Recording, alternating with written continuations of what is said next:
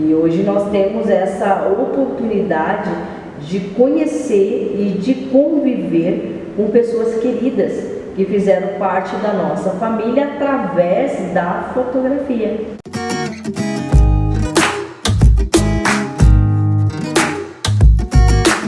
Você me mostrar a fotografia de um ente querido seu, eu vendo aquela fisionomia, eu posso até também tentar imaginar como foi aquela pessoa, o seu jeito, né? A gente começa ali a deduzir como foi aquela pessoa somente por estar visualizando como ela era. Hoje nós podemos viajar, né, no passado para receber essas histórias lindas de amor que certamente nos farão chorar. E ao mesmo tempo, a gente começa a dar conta da responsabilidade de perpetuar um momento vivido que não volta mais. Poderá ser um casamento, um aniversário, um ensaio ou qualquer coisa que você estiver fotografando. Então, comece pela responsabilidade para você entender o quanto a fotografia é e sempre será importante na vida de alguém. Nós temos que ter essa consciência, né? Foi com essa importância, desde o princípio, que o homem ele sentiu a necessidade de registrar, de congelar e de eternizar os seus momentos. A fotografia, o que eles queriam, a obsessão estava em mostrar às demais gerações como nasceu o retrato, seja ele relevante ou irrelevante. E esse retrato, do jeito que eles pensaram, chegou até a gente, né? Porque hoje eu e você consegue ter acesso aos nossos entes queridos. Com isso, o que antes era visto somente pela pintura, escultura, linguagem oral escrita, foram ali aperfeiçoados. Vamos tentar imaginar o tamanho do sacrifício que era para um artista da pintura, da escultura, reproduzir alguém. Tenta imaginar aí para você ver. O artista ele tinha um trabalho absurdo para executar os seus trabalhos. E sem contar que a modelo também, né? A pessoa que estava ali de modelo para ser pintada, também teria que ter um trabalho ali fora do comum, porque ela ficava horas ali naquela mesma posição. Então imagina, era um trabalho assim absurdo para sair com exatidão.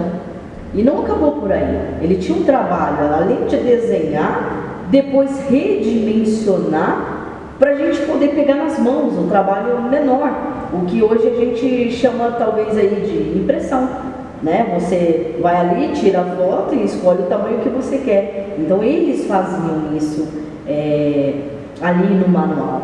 De tanto estudar, foi de tanto se dedicar que os seus primeiros sinais se deram com uma precursora câmera escura. E isso aconteceu 350 anos antes de Cristo. O filósofo grego Aristóteles ficou conhecido por usar as técnicas de visualização astronômica.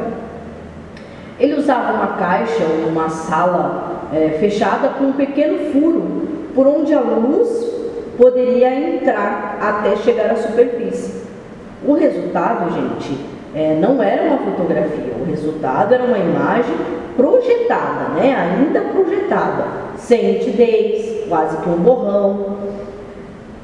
Além disso, essa projeção poderia apagar, né? Se ele demorasse muito ali, o tempo ia passando e essa projeção apagava. Então, assim, ele tinha que ficar ali num tempo rápido, hábil, esperto, para conseguir fazer esse trabalho, né? E dessa vez, um amigo dele, vendo essa dificuldade toda, o físico Girolamo Cardano, percebeu que ele conseguiria resolver esse problema da imagem. E foi através de um material com um tipo de uma lente que ele percebeu que poderia manter o tamanho do orifício. Essa técnica se difundiu entre os demais artistas da época, intelectuais, entre os pintores e inclusive o pintor Leonardo da Vinci. Eles entenderam, prestem atenção, eles entenderam que o objeto e o buraco era o que determinava o foco da imagem, era aquilo que dava nitidez na imagem. E agora os dois problemas estavam resolvidos. A imagem era aquela imagem que era muito ruim e o seu tamanho redimensionado, certo? E esse efeito hoje ele é feito em muitas universidades, né? Através de uma latinha de refrigerante ou de uma caixa de sapato, eles acabam reproduzindo esse mesmo efeito, tá? Você estudar fotografia em uma universidade, certamente você vai passar por esse processo. O francês Joseph Niepce era um apaixonado pela fotografia, porém, sem dinheiro, ele precisou servir o exército. E isso tardou um pouco o sonho que ele tinha de trabalhar com a fotografia. Mas tudo coopera, né?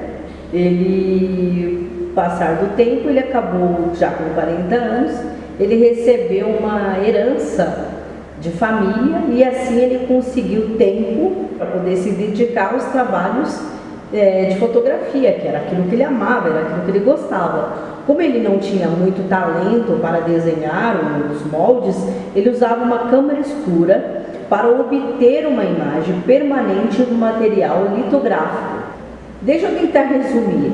Uma pedra matriz que recebia o desenho que poderia ser fixado através dos químicos ou de material gordurosos, como tuche e lápis de crayons litográficos. Por sua vez, Niepce usou um papel umedecido num cloreto de prata e expôs durante horas dentro da câmera escura. Assim ele conseguiu uma imagem com ácido nítrico, mas o grande problema era que essa imagem estava em negativo e ele precisava que essa imagem tornasse positiva, para assim ele poder fixar o que nós temos hoje como uma impressão, Ele queria passar aquela imagem para um papel. Então ele expôs a placa dentro da câmera escura e fez os seus processos. Isso demorou cerca de 8 horas, mas ele conseguiu capturar a vista de uma janela em 1826. E assim, como eu posso concluir que nasceu a primeira fotografia no mundo, mas para ele era chamado de heliografia, que nada mais era do que desenhar com a luz.